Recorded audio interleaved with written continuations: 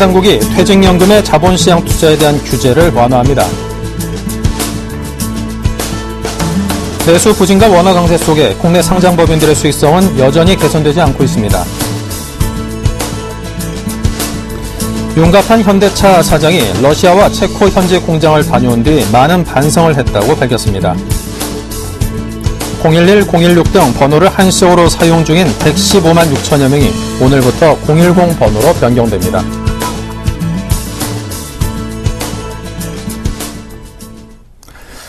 시청자 여러분 안녕하십니까. 생경제현장의 임동석입니다. 자, 오늘 코스피 지수 기관의 매도세로 이틀 연속 내림세를 겪었습니다. 자, 증권부의 강광우 기자를 연결합니다. 안녕하십니까? 네, 안녕하십니까? 네, 자세한 마감 시황부터 들려주십시오. 네, 코스피 지수가 이틀 연속 내림세를 보였습니다. 오늘 코스피 지수는 전 거래일보다 0.69% 내린 2030.78포인트의 거래를 마쳤습니다. 이 거래일 연속 하락세입니다. 이날 지수를 끌어내린 것은 기관 투자자였습니다. 기관 투자자는 이날 2,200억 원의 매도 우위를 보였습니다.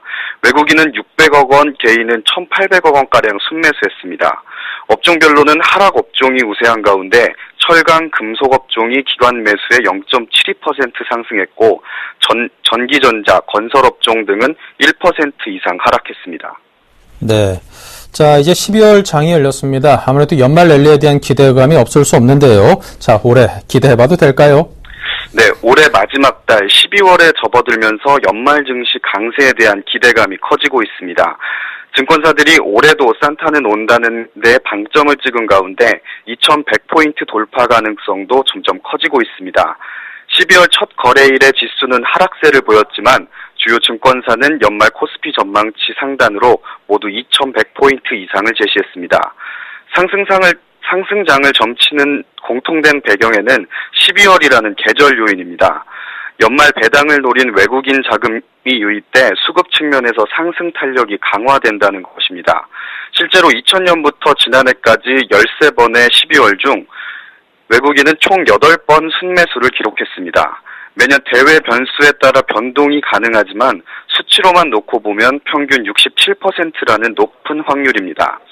서동필 IBK 투자증권 투자전략팀장은 12월엔 배당을 취할 수 있는 기회를 노린 자금 유입으로 뚜렷한 계절성을 보인다며 미국 양적 완화 축소 이슈 등 대외 불안 요인이 크지 않을 것으로 보여 코스피가 연중 고점을 넘어서기에 우호적인 상황이 이어질 것이라고 평가했습니다. 네. 자, 그리고 최근 안철수 테마주가 움직인 데 이어서 책 발간과 관련해 또 문재인 테마주가 들썩거린다고요? 네, 안철수 테마주에 이어 이번에는 문재인 테마주가 등장했습니다. 문희연의 대권 재도전 의지 표명에 관련주들이 뜨겁게 달아오르고 있습니다. 오늘 코스닥 시장에서 바른손은 전거래일 대비 14.77% 급등한 1,360원에 거래를 마쳤습니다. 바른손은 문재인 전 민주통합당 대선 후보가 일했던 법무법인과 법률 자문 계약을 맺고 있어 문재인 테마주로 엮여 있습니다. 바른손 게임즈도 8.88% 급등한 가운데 우리들 생명과학, 우리들 제약, 위노바 등 이른바 문재인 테마주로 분류되는 기업들의 주가가 모두 큰 폭으로 상승했습니다. 문희연은 지난달 29일 기자들과 만나 차기 대권에 도전하겠다는 의사를 피력했습니다. 문희연은 이날 기자간담회에서 2012년 대선의 꿈이 2017년으로 미뤄졌다며 반드시 정권 교체가 이뤄져야 하고 나도 이에 기여해야 한다고 말했습니다. 한편 무분별한 정치 테마주 편승은 주의해야 합니다. 이날 가격 제한폭까지 치솟은 바른손 게임즈와 우리들 생명과학은 4년 연속 영업 손실을 기록하고 있습니다. 네, 잘 들었습니다. 지금까지 증권부의 강광우 기자였습니다. 감사합니다. 네, 감사합니다.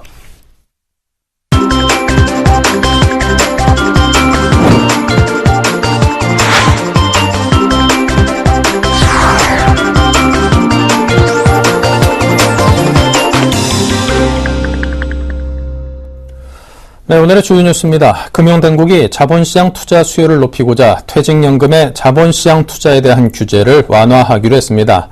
서태종 금융위원회 자본시장국장은 개인의 노후 자산을 증식할 필요성과 자본시장의 발전 모두를 고려해 규제를 완화할 것이라고 밝혔습니다. 금융위는 현재 전면 금지된 확정 기여형 퇴직연금의 상장 주식 직접 투자를 일부 허용하고 확정 급여형 퇴직연금의 주식 채권 투자 한도 규제도 완화합니다. 펀드 수수료 체계는 장기 투자자에게 유리한 방향으로 바뀝니다. 금융위는 또 내년 3월까지 금 현물 시장 개설을 마치고 탄소 배출권 시장, 국제 석유 거래 시장 등 새로운 현물 시장 도입을 모색할 계획입니다. 내수 부진과 원화 강세 속에서 국내 상장 법인들의 수익성이 개선되지 않고 있습니다. 유가 증권시장의 경우 상장사 4곳 중 1곳, 코스닥 시장에선 3곳 중 1곳이 적자 상태였습니다. 한국거래소와 한국상장사협의회에 따르면 연결 재무제표를 제출한 유가증권시장 12월 결산 법인 중 572개사 가운데 적자로 전환했거나 적자를 지속한 기업은 총 152개 24.8%로 집계됐습니다. 코스닥 12월 결산법인 621개사 중 적자 기업은 209개 33.65%를 나타냈습니다. 윤갑한 현대자동차 사장은 회사 신문인 열린광장에 러시아와 체코 현지 공장을 다녀온 뒤 경영자의 한 사람으로 많은 반성을 했다고 기고했습니다. 윤 사장은 해외의 두 공장은 맏형인 울산 공장으로부터 차 생산 전반에 걸쳐 기술을 전수한 아우 공장이라면서 국내 공장보다 부족한 부분이 많을 것이라는 선입견이 얼마나 잘못됐는가를 절감했다고 덧붙였습니다. 그는 1인당 연봉이 1억 원에 육박하는 상황에서 노사가 함께 무엇에 집중해야 할지를 심각히 고민해야 한다며 기업은 일자리를 창출하고 정부는 일자리를 지키고 노조는 일자리를 나누기 위해 무엇을 해야 할 것인가를 고민해야 하며 엇박자가 나면 일자리는 위협받게 된다고 강조했습니다. 011 등 이동통신 번호를 한시적으로 사용하고 있는 115만 6천여 명이 오늘부터 010 번호로 변경됩니다. SK텔레콤, KT, LG U+, 등 이동통신 3사는 011 등 번호를 사용하고 있는 3G, 4G LTE 사용자들의 번호를 중순까지 010으로 자동 변환할 예정입니다. 이 통사들은 기존 번호로 수신된 음성통화나 문자는 자동으로 연결되고 상대방에게는 바뀐 번호를 안내해주는 서비스를 무료로 제공할 계획입니다. 아이폰 3GS 등 구형 휴대폰, 자급제 휴대폰 사용자는 직접 대리점에서 번호 변경을 해야 합니다. 그렇지 않을 경우 내년부터 해당 단말기로는 음성통화나 문자 메시지 발신이 정지됩니다. 인천 송도 국제도시의 금융분야 국제기구 2곳이 오는 4일 동시 출범합니다. 이날 녹색기후기금 사무국과 세계은행 한국사무소가 출범식을 열고 본격적인 업무를 시작합니다. 환경 분야의 세계은행으로 기대를 모으는 GCF는 우리나라가 처음으로 유치한 국제기구 본부입니다. GCF는 전 세계에서 기금을 모아 개발도상국의 기후 변화 대응을 지원하는 중추적인 역할을 맡습니다. WB 한국사무소는 WB 산하 국제금융공사와 국제투자보증기구의 기능을 수행하면서 개발협력 사업에 활력을 불어넣을 예정입니다. 국내에서 1, 2위를 다투는 우리 대형은행들이 다른 나라에서 사소한 잘못들을 빌미로 현지 당국으로부터 각종 제한을 받고 있다고 합니다. 은행 자체의 잘못도 있을 테고 각국이 점점 은행 산업에 대해 빗장을 걸고 있기 때문이라는 분석인데요. 자, 오늘 경제부의 임세훈 기자를 연결합니다. 안녕하십니까? 네, 임세훈 기자님. 네, 지금 전화 연결이 아직 고르지 않은 것 같은데요. 다시 한번 불러보겠습니다. 경제부의 임세훈 기자입니다. 안녕하세요. 네, 지금 전화 연결이 고르지 않은데요. 잠시 후 다시 한번 연결을 해보도록 하겠습니다. 자, 임 기자님. 네, 자, 지금 지금 국내에서 1, 2위를 다투는 우리 대형은행들이 아무래도 은행산업이라든가 금융산업 전반에 걸쳐서 우리 국내에서 누리는 어떤 그 위세 자체를 해외에서는 제대로 누릴 만큼의 어떤 역량을 보여주지 못하고 있다는 지적이 상당히 큽니다. 자, 이런 점들에 대한 개선이 상당히 시급한 상황인데요. 오늘은 현재 현황이 어떤지 그 점에 대해서 여러분께 전해드리도록 하겠습니다. 자, 임세훈 기자입니다. 안녕하세요. 네, 경제부입니다. 네. 자, 최근 국민은행이 중국에서 인사 문제로 잡음을 빚었다는 소식이 있던데요. 다른 은행들도 역시 비슷한 문제를 겪고 있다고요. 네, 국민은행이 최근 중국 베이징 법인의 법인장 등을 임기가 끝나기도 전에 교체해 중국 감독당국의 원성을 산 일이 있었죠. 우리나라 은행이 해외 점포 인사 문제로 현지 당국과 마찰을 일으킨 것은 국민은행뿐만이 아니었습니다. 2011년 우리은행은 중국 내 점포에서 근무하는 한국인 임원급 16명 중 절반인 8명을 조치했는데요. 이 때문에 중국의 은행감독국은 우리은행에 우려를 표명한 것으로 알려졌습니다.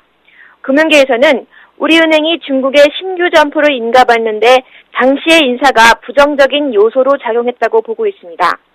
우리나라 금융감독원에 해당하는 중국의 은행감독국은 비록 임기를 마쳤더라도 한꺼번에 임직원 여러 명이 바뀌는 일을 달가워하지 않는데요. 사람이 바뀌면서 은행의 경영 방향이 달라지고 중국의 금융감독 정책을 제대로 이행하지 못할 수 있다고 보기 때문입니다. 네. 자, 흔히들 중국은 국가 통제가 산업 전반에 걸쳐서 굉장히 강하다, 이런 지적들을 하는데, 금융업에 대해서도 마찬가지인가 보군요. 네, 말씀하신 대로 은행산업에 대해서도 중국의 감독당국은 막강한 권한을 행사하고 있습니다. 일단 우리나라 은행이 중국의 점포를 개설하는 것부터 쉽지 않습니다. 중국은 우리나라 은행이 점포 개설 인가를 허락받고도 실제로 점포를 여는데 1년에서 2년 정도 걸립니다. 건물을 임대하는 것에서부터 한국인 직원에 대해 꼼꼼하게 따지는 것은 물론이고요. 소비자 보호 정책까지 완벽하게 갖춰야 문을 열 수 있게 해줍니다. 또한 은행을 경영할 때는 고객에게 받은 예금의 75%만 대출할 수 있습니다. 은행 입장에서는 나머지 25%의 돈은 비교적 수익이 낮은 곳으로 굴려야 하는 셈입니다. 네. 자, 그렇다면 이런 규제가 중국만의 일인지 선진국들의 사례는 어떠한지 궁금합니다. 꼭 중국만 규제가 강한 것은 아닙니다. 기본적으로 은행업은 제조업과 달리 문제가 발생할 경우 예금 고객이나 대출 기업 등 관련 피해자가 대규모로 발생합니다. 이 때문에 선진국, 중진국 할 것 없이 금융산업, 그중에서도 은행에 대한 규제는 높은데요. 독일이 대표적입니다. 이 나라는 중국과 마찬가지로 다른 나라 은행에서 임원을 파견할 때 엄격한 자격 심사를 거칩니다. 독일 현지 법인에 근무하는 한국인은 사업 활동을 할 수 있을 정도의 독일어를 구사할 수 있어야 합니다. 또한 독일의 현지 법인장은 경영자 경험을 2년 이상 갖고 있어야 하는데요. 이 때문에 한 국내 은행은 경영 경험이 없는 차장급 인사를 독일 은행의 법인장으로 승진시켰다가 임명이 3개월간 보류됐습니다. 신흥개발국도 마찬가지입니다. 인도네시아는 과거 우리은행이 파견한 한국인 직원을 거부해 결국 교체됐습니다. 인도네시아는 현재 모 은행이 낸 지점장에 대해 국내에서 경미한 징계를 받았다는 점을 이유로 승인하지 않고 있습니다. 카자흐스탄의 경우 신한은행이 현지 법인을 운영하고 있는데 고객 정보를 처리하는 전산 서버를 한국에 둔 일이 문제가 됐습니다. 네. 자, 각국마다 이처럼 규제 수준을 높이고 있는 상황에서 우리 국내 은행들은 좀 기민한 대처를 해야 할 텐데요. 근데 실상은 또 그렇지 못하다고 들었습니다.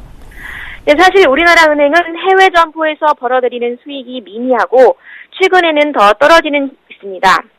은행들이 해외 점포에 신경을 쓰지 못하는 이유입니다.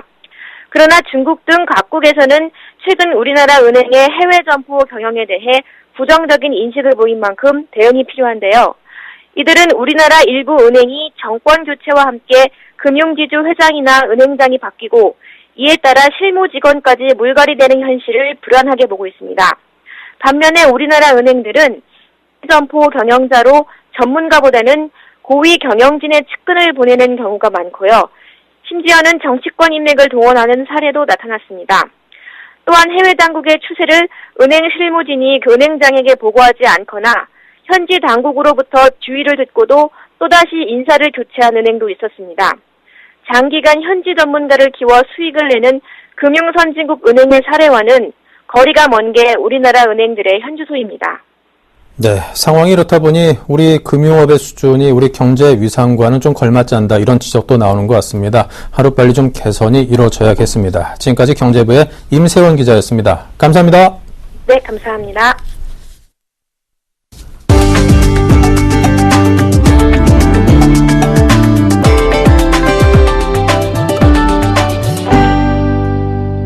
삼성그룹은 사장 승진 8명, 사장 전복 8명 등 모두 16명에 대한 사장단 인사를 단행했습니다. 이건희 삼성그룹 둘째 딸인 이서현 제일모직 부사장이 삼성 에버랜드 패션 부분 사장으로 승진했습니다. 최치훈 삼성카드 사장은 삼성물산 대표이사 사장으로 옮기는 등 삼성그룹 계열사를 고루 경험하도록 배려받았습니다.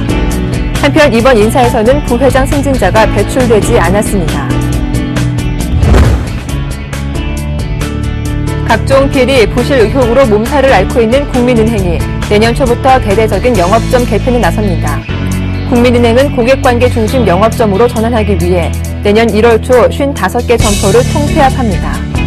맞벌이 부부 등이 많은 지역에는 오후 9시까지 영업하는 특화 점포를 확대하고 인터넷 뱅킹 등 비대면 채널 거래를 선호하는 고객을 위해 온라인 금융센터를 운영합니다. 기업 금융 수요가 많은 지역에는 전문 채널인 종합금융센터를 신설하고 산업단지와 공업단지 지역에는 기업 밀착형 점포를 확대해 나갈 예정입니다. 펜텍의 이마트 서비스 센터가 인기를 끌고 있습니다. 펜텍은 이마트에 입점한 서비스 센터를 찾은 고객 1,600여 명 대상으로 자체 설문조사를 실시한 결과 서비스 만족도가 높아 민원 발생률이 제로를 기록했다고 밝혔습니다. 특히 이마트 쇼핑과 함께 휴대폰 수리 서비스가 동시에 이뤄진 데 대해 좋은 평가가 대다수를 차지했습니다. 펜텍은 휴대폰 수리를 맡긴 고객에게 대여폰을 지급해 쇼핑을 하는 동안 사용할 수 있도록 배려하고 있습니다.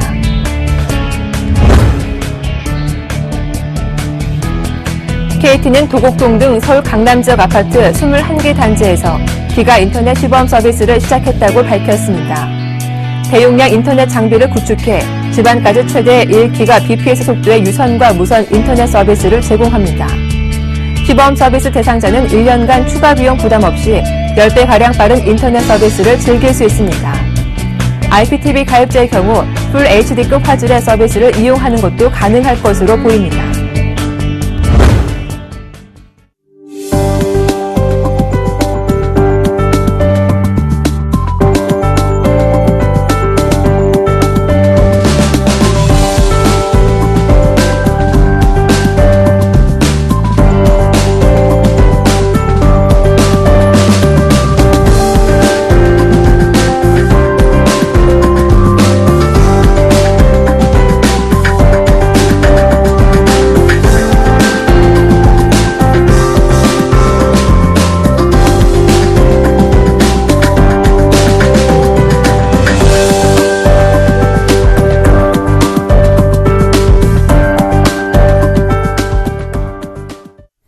네, 이상으로 생경제 현장을 마칩니다. 감사합니다.